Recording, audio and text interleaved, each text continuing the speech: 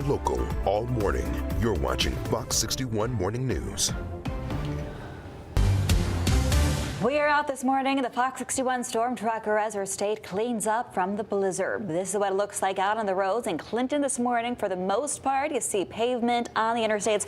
Look at all that patchy snow still on the ground, and it's slick. We are below freezing, so that can easily freeze over. Be watchful.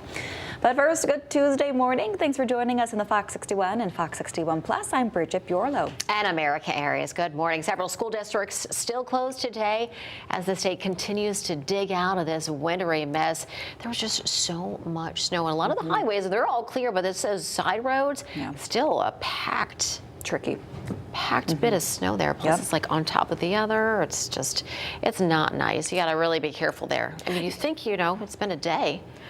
Yeah. Still got to keep it careful. Oh, yeah. We had to clean up after we got this, blockbuster storm again. And then we didn't even melt the snow from January. We were so close. we were so starting close. to see the grass.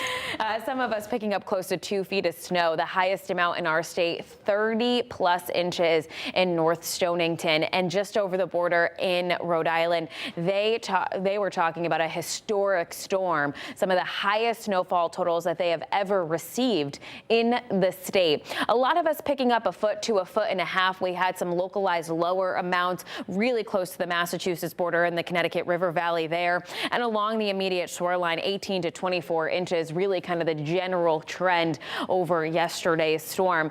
We confirmed blizzard as well, conditions along the shoreline from Groton into New Haven as well as Bridgeport. Wind speeds now have backed off. Those blizzard-like conditions really have nothing to do with the amount of snow. It really has to deal with the visibility and the wind. Now the wind is anywhere from 5 to 15 miles per hour. We do have a few gusts reported up towards about 20 to 25. And so it will remain on the breezy side today. Certainly nothing damaging. Winds, or our temperatures now are in the 20s, around 22 degrees in Waterbury, 27 in New Haven, 24 in Willimantic. Now there is a wind chill given the fact that we have the stronger winds out there, so plan accordingly for temperatures that'll feel like the teens for much of the day.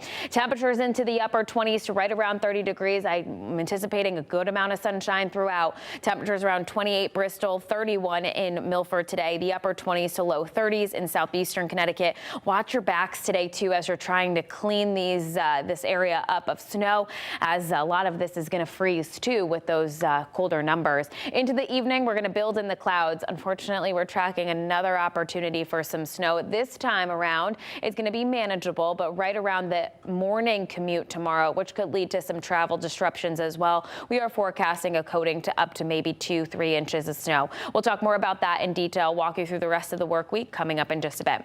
Here at 6:03, we did have an earlier crash over on 91, but that looks to have cleared up. We got the thumbs up here on my map. So right now we're just dealing with the same road closure that we have been for the last couple of hours. This is in Durham Road in Guilford, both directions there at Flat Meadow Road, still blocked off this morning. Live look outside in New Haven on 95, both directions. Volume is light. We're starting to see more cars there on 84 in Cheshire. Folks trying to get back to their regularly scheduled days. In Manchester now on 84, both directions. Volume is light, but we have plenty of blacktop, and same goes for the Groton area too. Bridget and Erica. All right, Rachel, thanks. This morning, crews continue to clear the snow from across the state.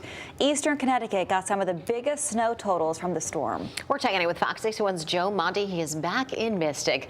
They got about 24 inches of snow there in Mystic, according to the National Weather Service. Joe, how's it looking there as far as the cleanup? And I have to imagine the snowbanks are pretty massive. Yeah, they are. Good morning, Bridget and Erica. Yeah, we are on West Main Street in Mystic, and we're downtown, sort of downtown area. We just drove up the hill from where we were a little earlier with Kayla, and you can see, too, if you look behind me, some pretty big snowbanks on the sides of the roads. We've been seeing plows come through this area pretty much all morning. We've seen people on some of the sidewalks putting down salt. Not all of the sidewalks are clear, but you can imagine that's a lot of work to do just in the last probably 12 hours or so, since people were probably really getting outside, 12 to 24 hours of shoveling. Some of them are clear, some of them are not. So if you're going to make your way to downtown area this morning, you're probably not going to have complete access to all of the storefronts, but you can get to a pretty good amount of them. I don't know what will be open today. I would imagine a lot of people are going to try to reopen at some point today, but again, still plenty of cleanup to go. We have some massive drifts. We have some, again, like you said, massive snowbanks. And I heard mentioned a little earlier some black surface on the road. We are actually seeing some road here. On the drive over to downtown Mystic, we did, we drove through some patchy areas. Some areas were not exactly great, a little bit slushy from some of the salt down on the road, but here, largely clear, both lanes, so pretty safe driving here for the most part. I will say, too, we're right next to a large building here. It's sort of like maybe a church or I'm not sure if it's like a town sort of meeting area.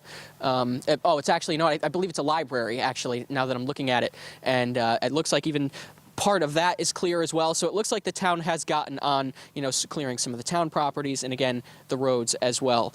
So conditions overall not too bad. Again, the wind has died down for the most part. We haven't really been experiencing any of that like yesterday. Some of those 60-mile-an-hour gusts are done.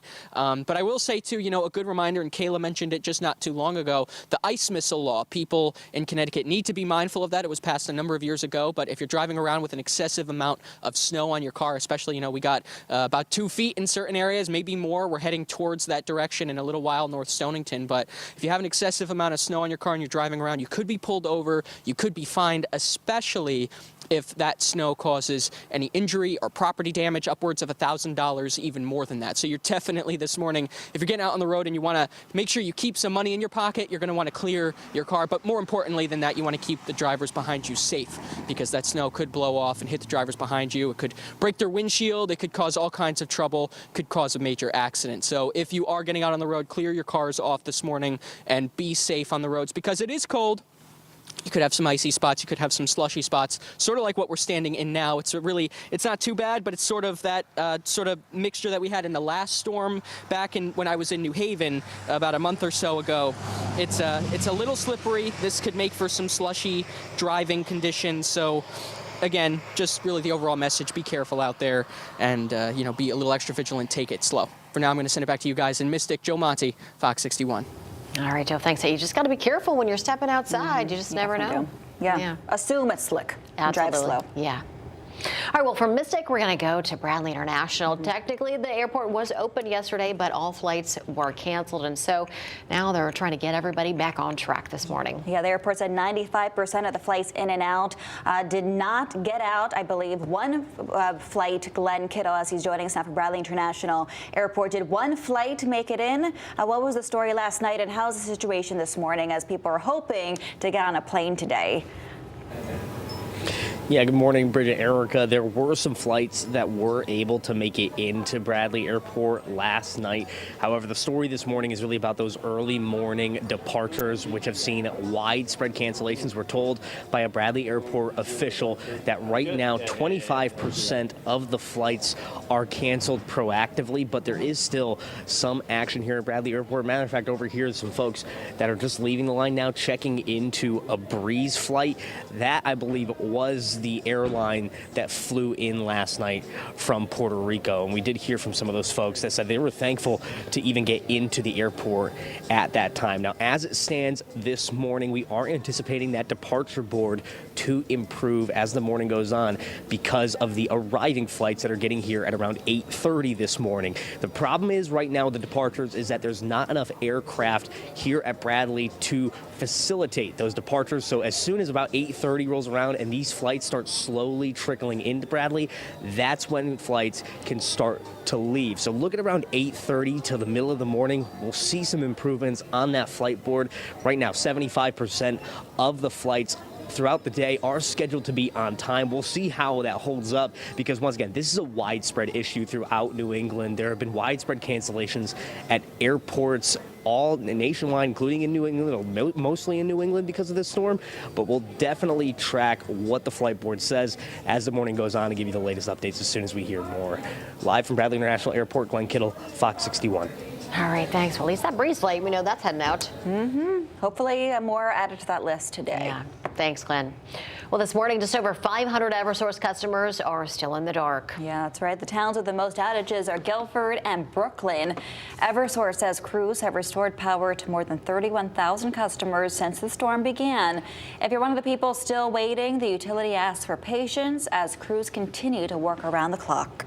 And as the state digs out of this massive storm, CT Transit says service will resume today for bus riders. All routes are expected to run on normal schedules, but riders should expect delays, detours, and other disruptions. Officials are urging passengers check for the latest service alerts before you head out. And 6:10 now, the CT Rail and Amtrak Hartford lines are expected to resume service today.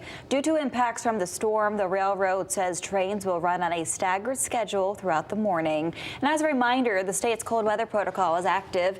If you or anyone you know is in need of shelter or a warming center, 211 is there to help. Transportation can be provided as well.